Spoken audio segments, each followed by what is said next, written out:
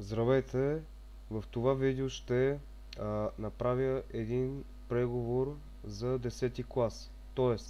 неща изучени от 8, 9 и 10 клас, поради факта, че утре е матурата по математика и точно поради тази причина аз правя това видео и се надявам да не е много късно, за да се справите отлично. И аз вярвам, защото по принцип изпитът е много лесен. Естествено за тези, които учат и вършат си работата като цяло. Няма никакви сложности в изпита за 10-ти клас. Той и на другите изпити, примерно за 4-ти клас, за 7-ми клас. Но да. Преди да започнем, можете да харесате видеото и да се абонирате за канала с цел да ме подкрепите. И започваме. Сега, тъй както уточних, целта ми е един преговор да направя.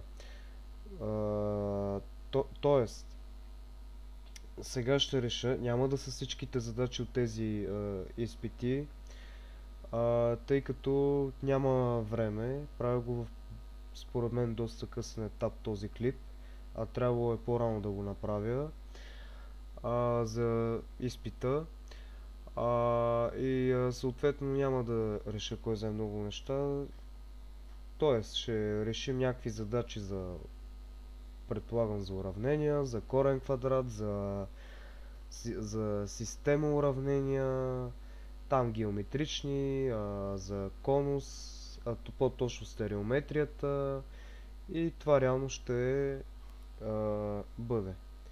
Аз ще напиша в описанието какво по-точно ще включва този преговор. Да, и казах, ето тук са съответно изпитите и тук може да решим малко уравнения, такива системи уравнения, които само да са на първи модул, то не на първи модул, защото тук не са по модули, тъй като те са 17 задачи. Въпросът ми е, че на 16 и 17 задачи се изисква едно пълно решение. Съответно аз няма да избера някакви трудноти, просто такива лесни за тук първоначалните задачи. Ще започнем от ето тази задача. Тя е следната. Броят на корените на уравнението е. Сега, за да намерим броят на корените на уравнението, това е лесно, защото дори не ви питат и за самите корени, но ние ще си ги намерим. Съответно ще се наложи да определим дефиниционното множество на това нещо. Какво значи дефиниционно множество? Сега ще ви покажа. Дефиниционното множество показва кои стойности на, съответно, в нашия случай на променливата хикс, не може да приема. И сега ще ви обясня защо не може. Реално вижте, че имаме тук един многочлен като знаменател. И съответно ще намерим такива стойности, които не трябва да бъдат като решение на уравнението, така че се получи 0 тук в знаменател. Ние знаем, че като делител 0 не може да бъде, не може да се извърши действието. Заради това записвам хикс на квадрат минус 1 равно на 0. Така, ще намеря стойности на хикс, които не може да бъде стойност на израза. И това е формула хикс плюс 1 по хикс минус 1 равно на 0. И става хикс плюс 1 равно на 0. Хикс 1 равно на минус 1 или хикс минус 1 равно на 0. Хикс 2 равно на 1. Тоест, дефиниционно множество. Хикс 1 е различно от минус 1 и хикс 2 е различно от 1. И сега директно си решаваме дробното уравнение. Става хикс минус 1 по хикс на втора минус 3 пъти хикс плюс 2 върху хикс на втора минус 1 равно на 0. Сега вижте аз какво ви предлагам да направим. Да си разложим ето това и ето това. И ще стане хикс минус 1. Това може да си го разложим, защото е такъв квадратен тричлен. И става хикс на втора минус хикс минус 2 хикс плюс 2 върху хикс плюс 1 по хикс минус 1. Опа. И това е равно на 0. Съответно това ще го съкратим с това, а път това ще си му продължим разлагането. Това директно ще го запише разложения вид, за да не стават прекалено много нещата и става колко става това? Хикс на втора, хикс така става хикс минус 1 по минус 2 хикс, тук мисля, че е хикс минус 2, не съм сигурен. Да, така е. Върху хикс плюс 1 е равно на 0. Тук сега ще умножа и по хикс плюс 1. Тук става 1. Хикс плюс 1. А тук хикс плюс 1. А тук знаете, че всяко число умножено по 0 си дава 0. И съответно директно излиза хикс минус 1 по хикс минус 2 равно на 0. И оттам хикс минус 1 е равно на 0 и хикс 1 не е равно на 1, защото му определихме дефиниционното множество на този израз. Заради това има само един корен, който е 2. И ето сега ще ви покажа в отговорите. Това трябва да е верният отговор.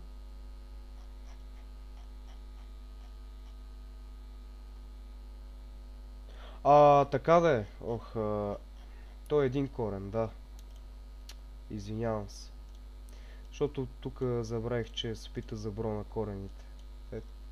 Коренът е един единствен. И това е като цяло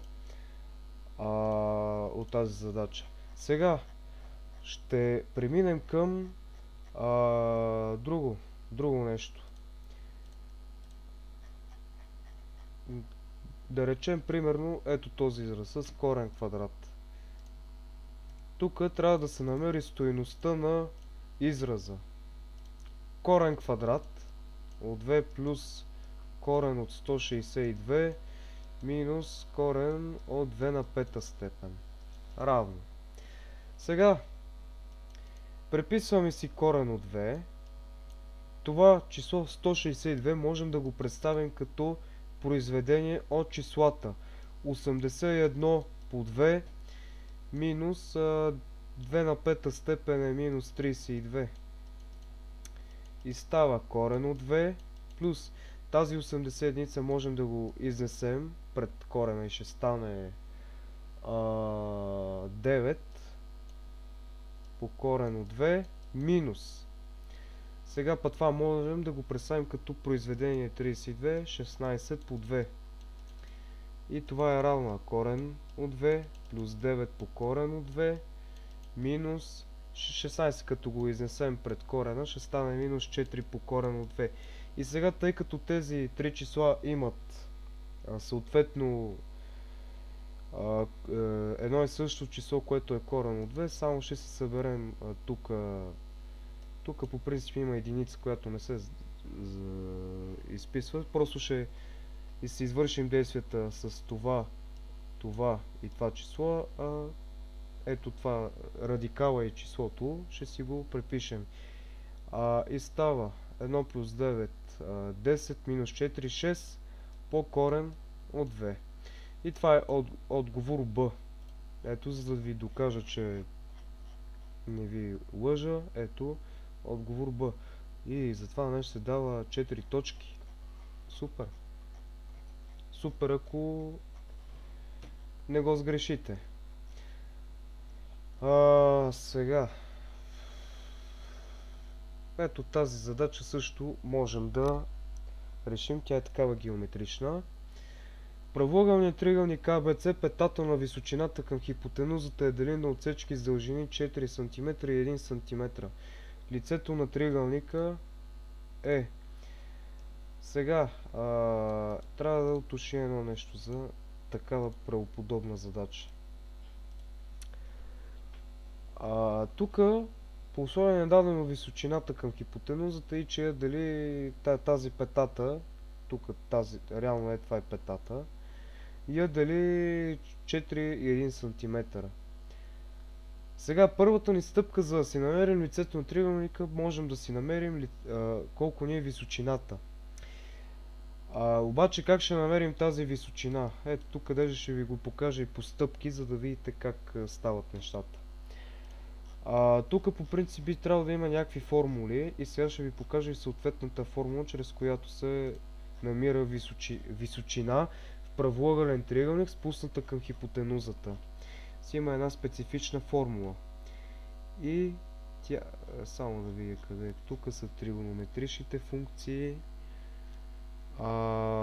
Ето точно това.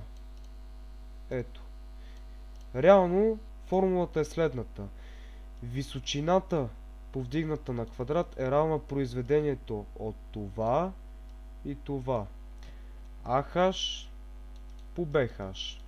И става CH е равно. Заместваме директно 4 по 1. Или CH е равно на корен от 4, което е 2 см. И сега директно можем да си намерим лицето, която знаете как се намира, страна по височина спусната към нея. И от тук става CH по цялата хипотенуза AB разделено на 2, или това е равно. Тук е 2 см. Че това заприлича на 20. 2 по 5 върху 2. И това е равно 5 квадратни сантиметра. Б. Даже тук ще го запиша. Би трябвало това да е верният отговор.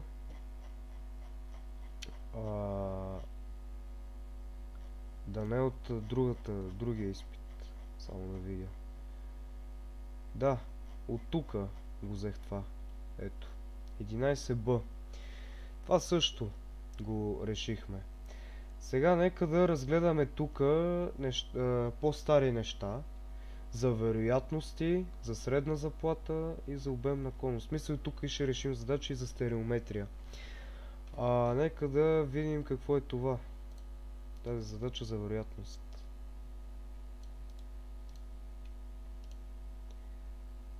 Така. Балкански шампионат по гимнастика участват 20 спортисти от 3 държави. 8 от Румъния, 7 от Гърция, останалите са от България. Редът на представянето им се определя с жребии. Вероятността български гимнастик да стартира първи е. И останалите са от България. Така. Първо да припомня как се намира вероятност на случайно събитие. Вероятността се намираше по... може... ето така, чрез формула. Като какво значеше M, може и с други букви. Не е казвам, че задължително трябва да е P равно M върху N. Но ви казвам, че всъщност вероятността представлява отношението между броя на благоприятните възможности към броя на всичките възможности. Сега обаче, тук в условието не ни е уточнено колко са спортистите от България. Заради това ще ги намерим, като извадим общия брой спортисти и изваждаме сборът от спортистите от Румъния и Гърция. И тук ще стане България. Може и да не го записвате толкова подробно. Примерно, аз просто ви обяснявам заради това. Е равно на 20 минус 8 плюс 7. 20 минус 15 е равно на 5.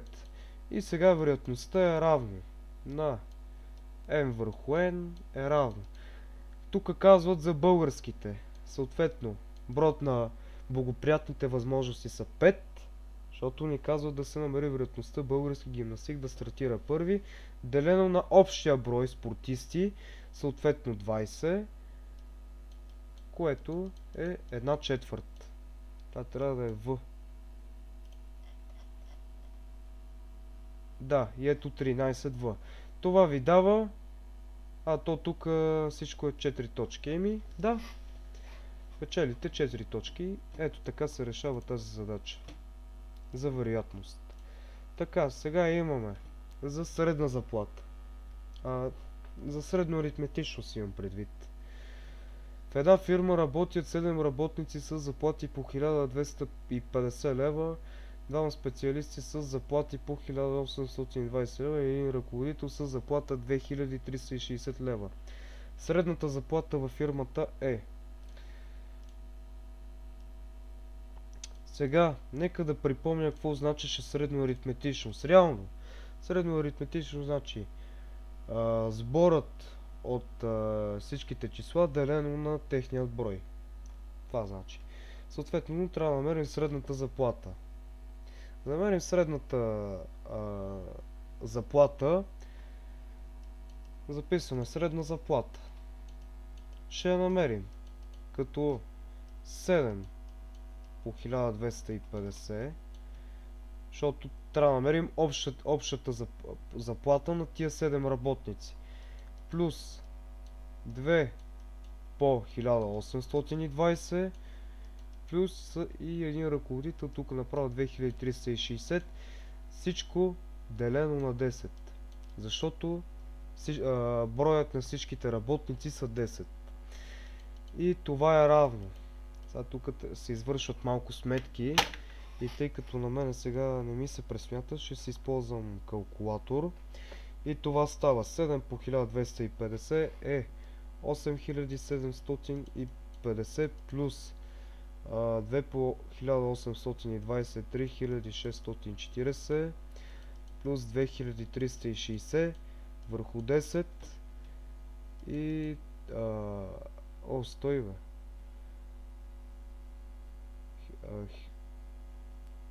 В една фирма средната заплата в фирмата е и става 8750 плюс 3640 плюс 2360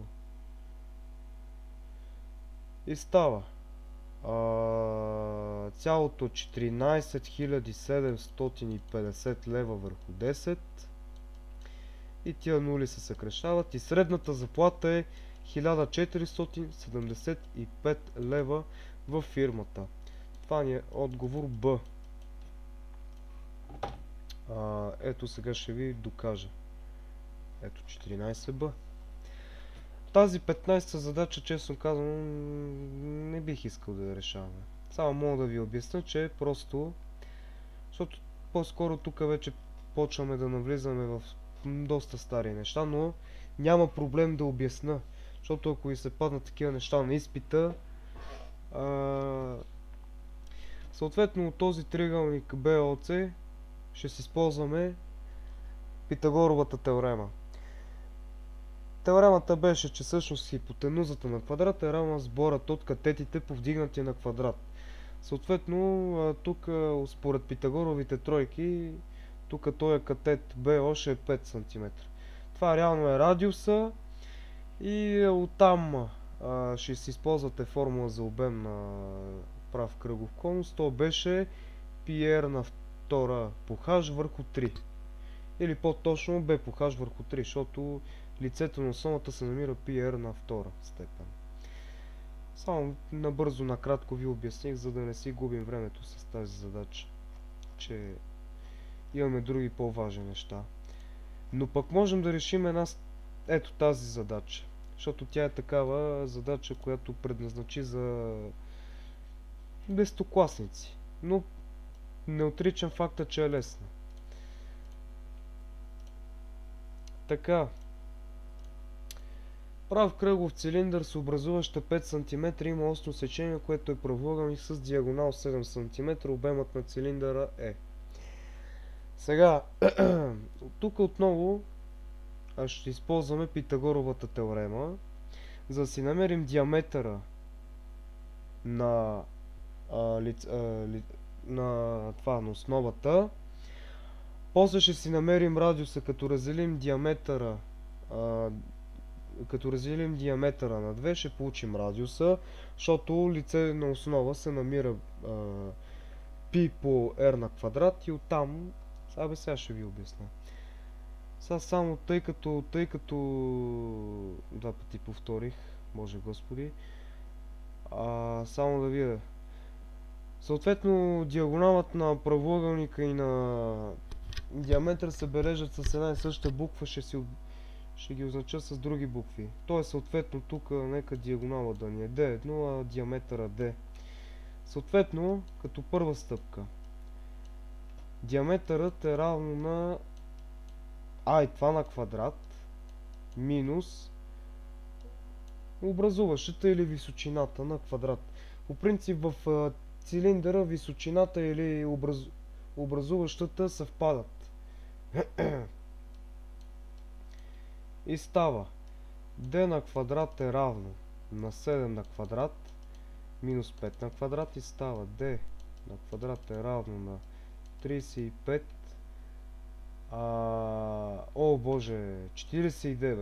49 минус 25, което е равно на колко става? 24. И съответно това ще си го представим като ирационално число и става d е равно на корен от 24 равно на корен от 6 по 4 равно на 2 по корен от 6 см.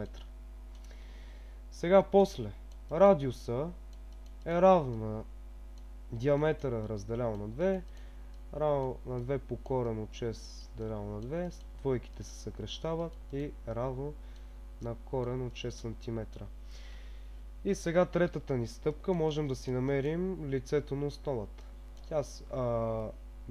Не обема, имам предвид, тя се намира така π r на квадрат, което е равно π по корен от 6 скоби на квадрат и става b е равно на 6π квадратни сантиметра, защото би трябвало да знаете, че когато имате ирационално число, т.е. число съдържащо радикал повдигнато на втора степен, се освобождавате директно от радикала и се преписва само самото число. И оттам четвърто, обема е равно на b по h, v е равно на 6π по това колко беше по 5, равно на 30π кубични сантиметра. 15а. И няма неточности. Сега можем да решим тази задача и да обърнем внимание към системата уравнения. Тази задача е правоподобна на тази, където решихме с правоъгълния триъгълник, обаче има една уловка.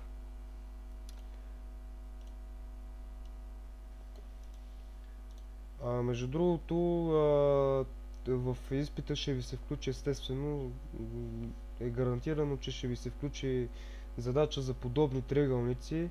Аз съм направил клип за подобните триъгълници, обаче само там се използва за първи признак, така че можете да разгледате това, което съм качал, за да не се натрупват много нещата.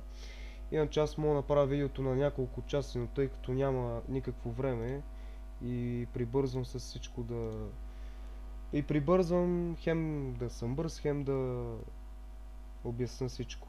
Така, на чертежът правоъгълния триъгълник АБЦ отсечката CH 6 см е височина към хипотенузата АБ и е дали в отношение АХ към HB се отнася както 1 към 9, дължината на АБ е. Отново ще се използваме тази формула, но преди това ни е дадено едно отношение на ето това и на тези неща. Тях ще ги направим в хиксове, по-точно ще ги изразим с хикс или по-точно на части. Първо, AH е равно на една част е равно на хикс, а пък HB е равно на 9 части равно на 9 хикс. И ще си съставим едно уравнение. Второ, се използваме формулата CH на квадрат е равна AH по HB. Или 6 на квадрат е равна хикс по 9 хикс. Става 36 равно 9 хикс на квадрат. И става, като разделим всичко на 9, става хикс на квадрат равно на 4. Или хикс е равно на корен от 4 и равно на 2 см. Тук също в това уравнение може да бъде и решение на това уравнение минус 2, но тъй като не може страната да ни бъде отрицателно число, съответно става само да е положително. И съответно си намираме тук, оттам следва трето, че AH е равно на хикс равно 2 см или HB равно на 9 хикс равно на 9 по 2 равно 18 см. И сега четвърто, трябва да се намери хипотенузата AB. AB е равно на AH плюс HB, което е равно на 2 плюс 18 равно на 20 см, съответно ни е хипотенузата. Това ни е отговор Г. Ето. Така, като за последно, честно казано, както ви обясних, няма всичко да разгледаме, че те са 1000 неща и още повече утре са ви изпитите. За тези, които са 10 клас, естествено. Сега, последното нещо са системата уравнения. Айде бе, аз ли съм зле, не мога да разбера бе. Реципрочни уравнения. Не бе. Рационал. Не бе, къде отидох бе? Ах, леле.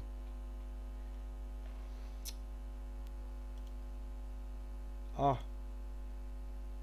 какво е това сега? Имах тук други задачи. Нека да не са тия. Степенуване, реципрочни, класификация, геометрия, показателни, рационални функции, полиноми, наклонна права, комплексни числа. Задачи боже, колко съм зле. Както и да е. Ще решим А и Б подточка. Само те са много лесни. Защото там на първите 15 задачи могат ви дадат нещо е такова правоподобно. Така. Нека решим А подточка. Имаме си системата хикс плюс y равно на 5.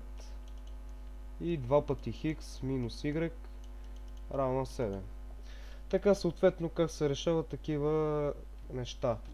Съответно ако си прехвърлям y от другата страна, ще получим, че хикс е равно на 5 минус y.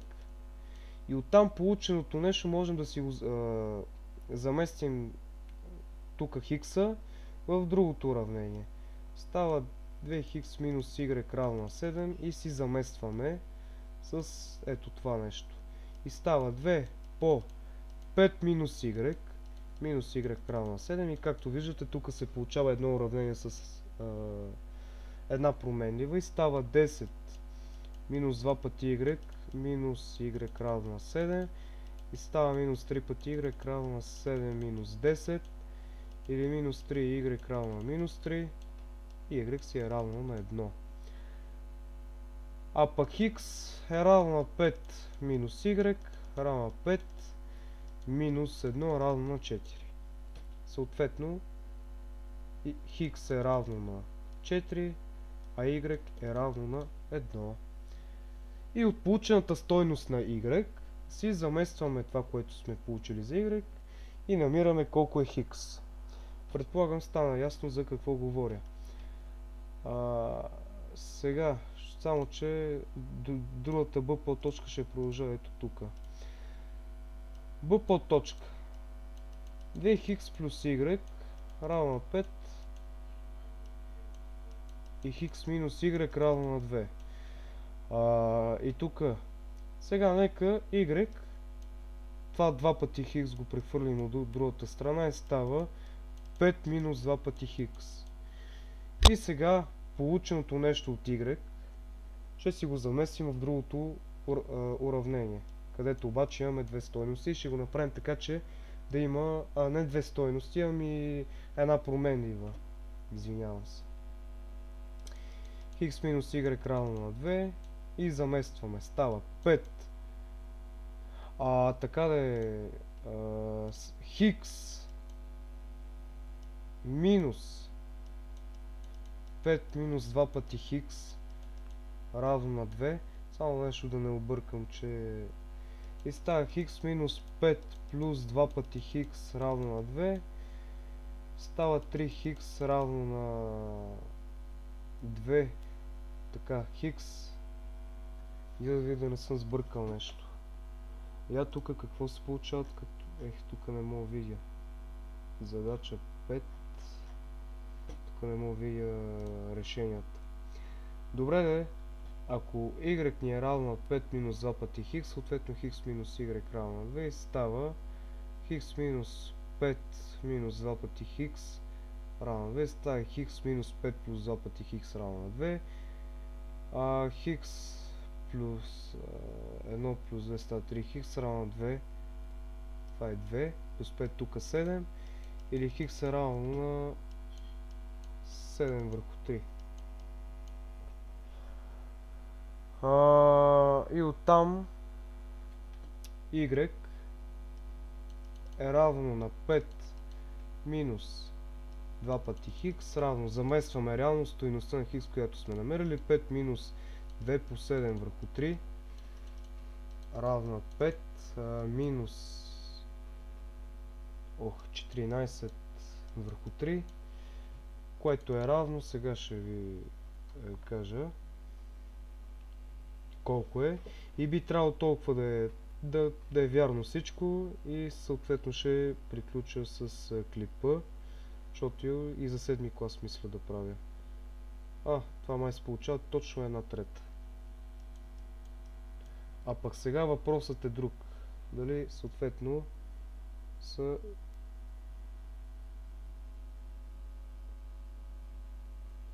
Да, точно така. Това са решенията и на това неравенство, на тази система уравнения. Така че това беше от преговора. Пак казвам, надявам се да ви е било полезно. Долу в описанието ще напиша като цяло какво преговорихме и успех на изпитите. И на български, и на математика, въпреки че българския беше вчера. Все пак ви пожелавам отлични резултати от изпитите и да,